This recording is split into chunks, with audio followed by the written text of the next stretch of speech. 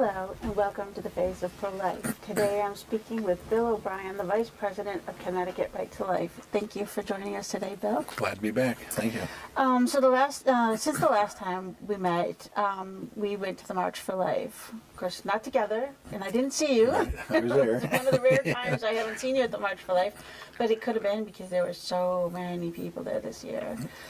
What were your takeaways from this year's March? Well, I think it was definitely one of the bigger ones, if not the biggest. I often stand at the side of the march and just sort of time how fast it takes to go by. Right. And this year it took about a half hour longer, so Wow. that's about maybe a third bigger than in the past, or a quarter at least. So, whatever the number is, it's big. It is. It's huge. What many people, and I kind of noticed this too, but then other people kept pointing it out to me, was that every year the crowd gets younger and younger, but it seemed like this year the young crowd was even more enthusiastic, and that it wasn't just a day to get off of school. It wasn't just a day to get a trip down to Washington D.C. Because a lot of times the kids will go into the museums and stuff like that, but they were all closed because of the shutdown. Right. And so it just seemed like the kids were really engaged this year in the march. And I was just wondering if part of it wasn't the fact that the march organizers are now not catering to, but they're including the kids more. And one of the guest speakers was Ben Shapiro, who is just a huge icon of the millennials. What were your thoughts on that crowd this year? Well, I think that certainly helped, and of course they had the vice president at the Rose Dinner that night, and he showed up unannounced. So, total surprise. Right. Mm-hmm. So there were a lot of good things to it this year. Again, that's the first time I think the vice president's ever shown up at the Rose Dinner, and of course the president has. That's a dinner the night of the march. Usually, I don't know, maybe 1,000 people or something, and so that was a real plus. But again, that he and his wife showed up at the rally. rostrum.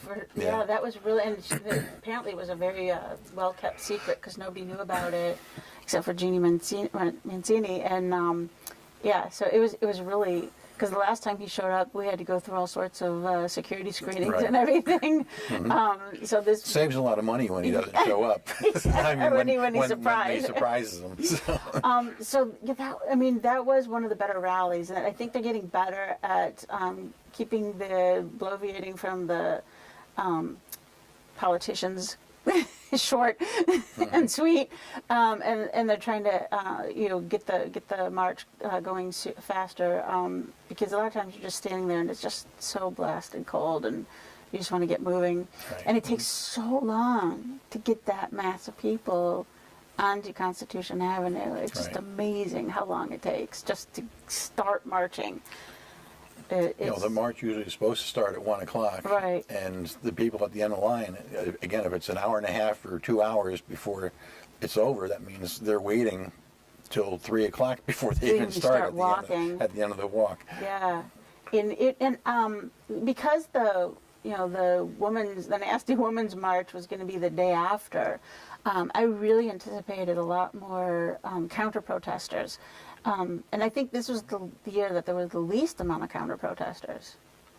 Could be. I mean, they're always up at the Supreme Court. And I didn't see too many of them this year. Yeah, I saw one woman, one brave woman just standing there. Yeah, there were a few more, but not too many. She was the only one who stood out. So it was, it's just always such a great experience, and you can always get something new out of it. This was one of the first years in a long time that I've been able to go to the convention center, where the hotel that has all of the different vendors and stuff, and I was really excited to see both two movies that are coming out, pro-life movies that are coming out this year. One is Unplanned, the one about Abby Johnson, and that's coming out soon. It's coming out this spring. Next month, in March. Yeah. The end of March. And so that one should be really interesting to see. Apparently, Abby played a big role in oversight of the movie, and she didn't want to hold any punches and wanted to make it very as true to life as possible. Mm-hmm. So that might be why it got the R rating. I hear it's already scheduled for over 800 theaters, so it's not fantastic, but it's a pretty decent number to start with. It is, and hopefully, our listeners will, consider spreading the word about the movie. So it's about a woman who ran a Planned Parenthood in Texas. She was the youngest director of a local Planned Parenthood in the country, and then was named Employee of the Year. So just not your National average Employee of the Year. National Employee of the Year for Planned Parenthood. Right. So she was really, a respected minion in the Planned Parenthood business.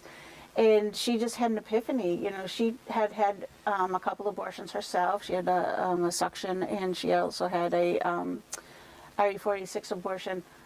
And she thought she was really helping women in having abortions. But she started to see things in the business where it was a business. They were pushing abortions, and that was the underlying goal. It wasn't really about choice. It was really definitely about selling abortion itself.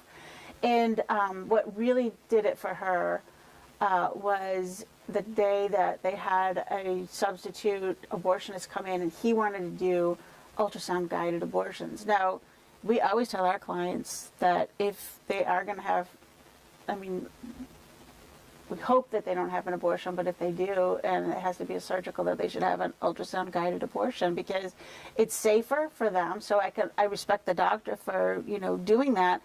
But the thing was, as Abby Johnson saw the baby under being aborted itself, it totally affected her. She saw the well-formed baby, moving and trying to get away from the abortionist suction, and it really affected her. So that's another thing when we tell a client that they should have an ultrasound-guided abortion. I'm thinking in the back of my mind, I'm hoping we can create another Abby Johnson, or convince the woman that, when they can't find an ultrasound-guided abortion, that, wait, why are they not wanting me to stay safe? And it actually has a couple of times me explaining that has actually saved a baby. Yeah. Mm-hmm. A couple of times where they like, ooh, you think about it. Yeah. So the movie should be really good, and it really shows the power of prayer, because she was basically prayed out of that abortion clinic by the 40 Days for Life people in Texas. Yeah, and then she's going on to set up her own group, and then there were none. And I think several hundred former abortion employees, not just Planned Parenthood, but other places, I guess, have come out of the industry and joined her group. So it's it's giving them a route out. And one of the speakers at the March for Life rally was a former abortionist, and she was very powerful, and it was great to hear her. So there is a really huge power of prayer, and that's one of the things when we did the 40 Days for Life, Brian Daly and I discussed this, that was our greatest prayer, was that we could just inspire the people that work there to just quit, because that can't be a great place to work. It really can't be. It can't be. You might go in there thinking you're helping women, but once you see the reality of baby body parts and the bloodthirst for selling abortions, you have to lose your soul or get out. Well, you mentioned baby body parts. Since that undercover investigation a couple of years ago, the top person at Planned Parenthood has changed. Several other people, have left. Top people have left Planned Parenthood. So, I think they see it's a sinking ship, and they're getting out now, and so it's not a good place to work, and it's getting to be worse. Yeah. The other movie that was being heavily advertised was the movie Roe v. Wade, which really looks. It's got some big names in it. Right. It's got John Voight. It's trying to think of who other people are in it. John Schneider from the Dukes of Hazzard. Can you think of anybody else? The woman from Fox News. I can't think of her name right now. I know. I don't know. She's really pretty. I can think of her. either. But it looks like it's going to be really good. They're going to tell the true story of what happened behind Roe versus Wade, which I think is going to really be enlightening for a lot of people. So if you get the opportunity to see it, tell your family and friends about it. I know that it was kind of being blocked. Advertising was being blocked on Facebook for a while, but if you happen to be able to share a link for the movie, definitely do it, either by email or on Facebook or whatever. Social media. Just going back to Unplanned, I think you mentioned that it's rated R. And so let's get this straight now. In Connecticut, a minor can go in and get an abortion with a parent's no parental notification, no parental consent. Parents don't know about it, but she can go in to an abortion clinic and have the abortion done on her. But she can't go see a movie to see the movie about the abortion because it's rated violent. Ooh, okay. I know, the irony is unbelievable. Somebody was pointing that out. I mean, that's one of the biggest ironies pointing out on Facebook now, trending. So yeah, it's just nuts. The world has absolutely gone crazy. So Roe versus Wade should be really good, and I guess the guy from My Pillow put up about $1 million to help promote the movie, or get the movie done. So that's pretty cool. Right. I think it cost about $6 million. But they had a lot of sponsors. They lost some, but they had others fill in for them. So that should be really good. And I'm hoping it will help to start chiseling away at the culture, because the culture of death is really, really showing itself to be what it's all about. And that's true, especially like in New York, that just recently passed a bill that was so extreme, basically enshrining abortion to the moment of birth and beyond, for whatever reason, any reason. They say the fourth trimester. Yeah, Yes. yeah. Meaning that if a child is born through a botched abortion, that you can allow it to die, and not give it, right. So, to me, like their argument is that my body, my choice. Well, then once the baby's out and it's alive, it no longer is your choice. It's not your body. It's not your choice. So, as a society, shouldn't we be protecting that human being? Well, it just reminds me all the time of ancient Rome, where the father in the family could take the baby and decide, I want to keep it or I don't. If he doesn't, he takes it out on the rocks and just leaves it there, and that was it. Now you got the woman in our society can do this, basically the same thing, according to Governor Cuomo and some others, that there already was the unborn victims of violent, I forget the name of it now. There is a federal law already that does prohibit this, but there are no penalties attached to it. So it hasn't really been enforced. So Congress is now considering, a new bill.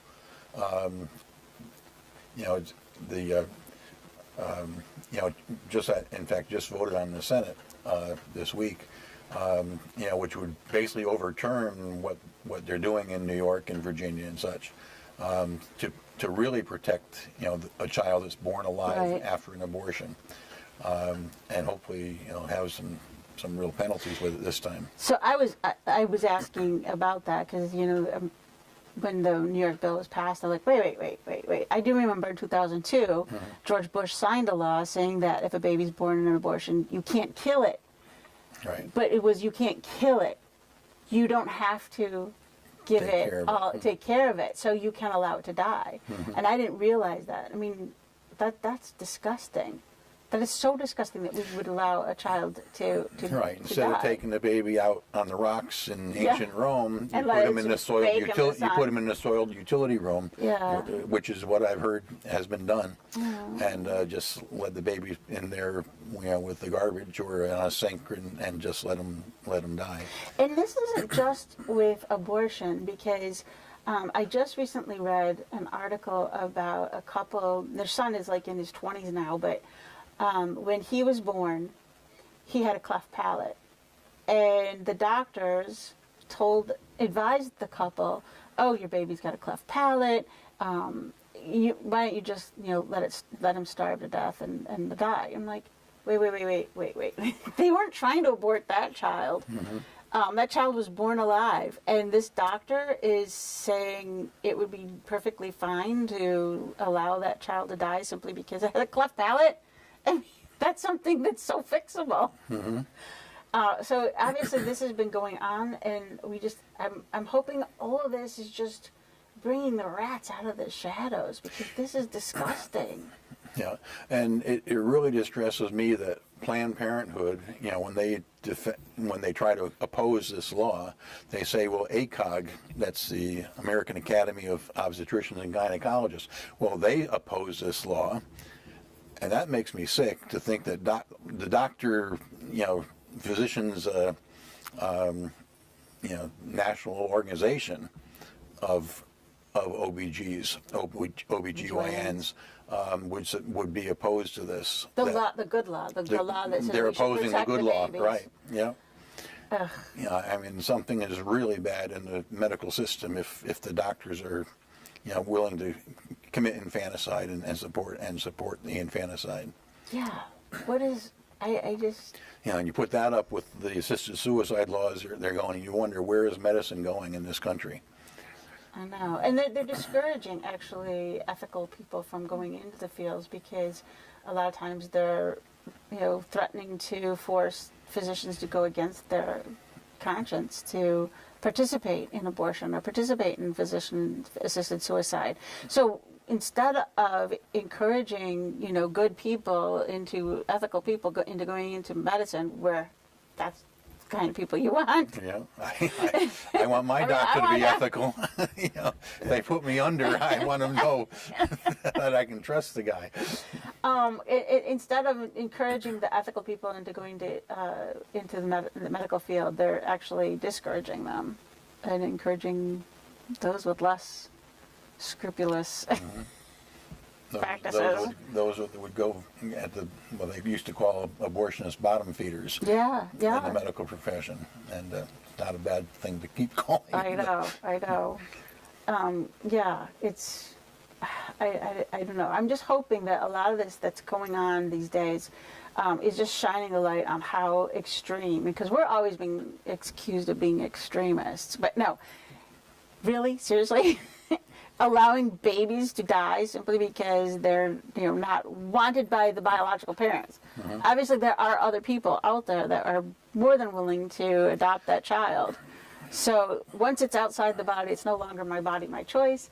It's the baby's body, the baby's choice, and I'm sure the baby's choosing to live. And of course, they're saying, well, if you want an abortion and the baby survives the abortion, you can just allow it to die. Okay, suppose you didn't want an abortion, but you see the baby after it's born, and for whatever reason, you decide then you don't want the baby. Yeah, what's the difference? Or 10 years later. Yeah, I don't want this kid. It's going to be a little more expensive than I thought. Greater. My son's got really expensive taste, So one of the things that I just heard on the radio today was a new Marist poll, and a poll is just a finger to the wind, but it was pretty shocking that they showed a 17% change in just 1 month as far as people who consider themselves pro-life. And I think a lot of it might have to do with the fact that the extremists on the other side have really shown their colors. Well, of course, you had the New York law first, and they light up the World Trade Center and cheer. And then what's happening down in Virginia, you get the governor on TV, saying that we'll have a discussion about what to do with the baby. Right. We'll make it comfortable. And so we had those two things, and then of course the president put it into his State of the Union address. Yeah. So there's some high-profile things going on in the last month, and the March for Life, of course, also. But that was ignored. By the media, yes. Except to point out well, some except poor for kid the Covington kids, And then they found, even I was in Washington when that final investigation was announced, and the Washington Post did at least cover the investigations and clearing the kids of doing anything wrong. I mean, one thing that I think, of course, they're now being sued for. Thank God. For the everything. one thing that I think that whole story just demonstrated was how remarkably mature and poised the kids are in D.C. when they go down for the March for Life. They obviously, have been shown to not have instigated anything, and I mean, when it first came out, I was like, yeah, that doesn't just sound right, because I know the kids that are down there, and they are beyond polite. They are like just the most remarkable kids you can ever imagine. No police cars were pooped on. There were no windows broken. There were no arrests, and there were like majority of high school and college age kids, Right. and they just act remarkably. They are just such great, citizens, and it just sounded so fishy to begin with, and then when it comes out, it's like, you know what? They acted better than all the adults in that whole situation. Right. That's the future. That is our future. Right. That's the only thing that gives me hope at night. Well, and that there's 1,200 different chapters of Students for Life America around the country now, which is about 1,000 more than 10 years ago. So it's growing fast with the kids. So I'm sure that a lot of the schools will be giving more additional instructions next year's March when the kids go down to the march, because of this kind of thing that happened this year. But and that same guy, that was trying to provoke the kid from Covington, he was up at the Basilica of the Immaculate Conception the next day, trying to beat a whole bunch, trying to beat their drums and walk in during a mass. So. Yeah, that's just nuts. Yeah. So I just think that was the only media that the March for Life received, and yet it was like just a huge event. And I mean, that's what I'm saying. If you have never been to the March for Life, you have to go, because you're never gonna experience it from afar, because no one ever shows it to you unless you're watching EWTN, and even then you can't really get the feel. We went to the mass the night before at the Basilica. It was like literally standing room only, and it was packed from ceiling to floor. It was unbelievable. Well, it's interesting now, these two things, giving the R rating to the movie, which got a lot more publicity about the movie. Yeah. and then the kids, that went on for a month, talking about the March for Life. Yeah, so, that's true. As some say, any publicity is good publicity. So. Well, you know what? The thing is that I don't think it's the kids that really need to see the movie about abortion, because I think it's the youth that understand it. I think it's the adults that really need to sit back and realize what's really going on in abortion, and how the whole Roe versus Wade and Doe versus Bolton came about, and what a colossal lie the whole thing was. So I'm hoping that that's crystal clear in the movie, and that's the message. Well, in the Roe v. Wade movie, and there's no set date when it's coming out yet, but it should be this year. I read that about 50% of the dialogue is right from the court case. Wow. So they'll get an education there. 7 of the actors are playing Supreme Court justices, so that's but it also doesn't just take place in the courtroom. I hear it's pretty exciting outside as well. That's good. That's good, because there's so many things. Oh, because there's Bernard Nathanson plays a huge role in not just the movie, but in the Roe versus Wade case to begin with, because he and his organization, which is now NARROW, spent a lot of time and energy faking polls to sway public opinion about how people were feeling about abortion itself, and just basically making things up and making up statistics about how many women were hurt from illegal back alley abortions. Mm-hmm. There's so many lies. It's not even funny. So you know that the father of abortion is Satan because he's the father of lies. Mm-hmm.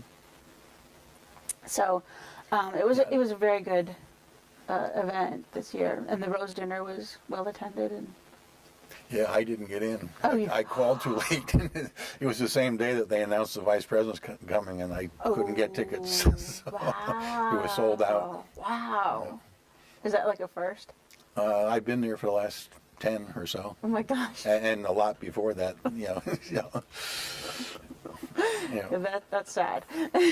But yeah, there's so much to do in Washington D.C. on the day of the March for Life, and it's just really a great opportunity to rejuvenate you if you are doing pro-life work the rest of the year.